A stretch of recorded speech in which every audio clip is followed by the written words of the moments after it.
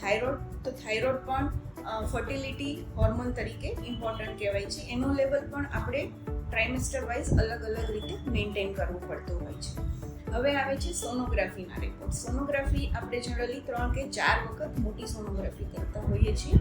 સૌ પ્રથમ જ્યારે તમે આવો ત્યારે બુકિંગ સ્કેન, એટલા માટે કે જેમાં અમે પ્રેગ્નન્સી છે કે નહીં, 1 છે કે 2 ગર્ભ છે, બાળકના ધબકારા આવ્યા છે કે નહીં એ જાણતા હોઈએ છીએ. સેકન્ડ આવે કે જે જીનેટિક સ્કેન એટલે કે એન્ટી સ્કેન છે 3 મહિનાના પૂરા થવાના અંતે કરતા હોઈએ છીએ, જેમાં બાળક માનસિક રીતે ખોડખાપણવાળું છે કે નહીં, ડાઉન સિન્ડ્રોમવાળું રંગસૂત્રની ખામીથી જે બાળકો આવતા હોય છે એને લગતું કોઈ ખોડખાપણ છે કે નહીં એ જાણી શકાય છે.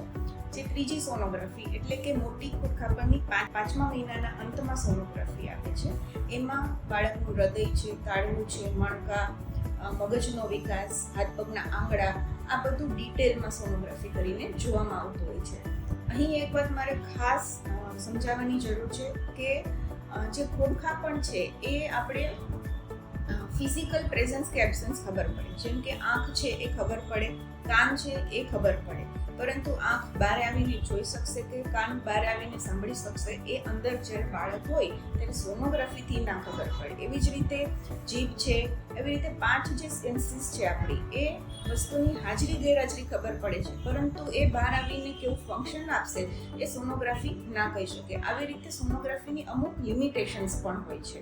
અને છેલ્લી સોનોગ્રાફી આપણે આવે છે 8મા મહિને, જે કલર ડોપલર સોનોગ્રાફી કહેવાય છે. એમાં બાળકનો ગ્રોથ, પાણી, બાળકની પોઝિશન, આ 4-5 વસ્તુ અમુક ચેક કરવાની હોય છે.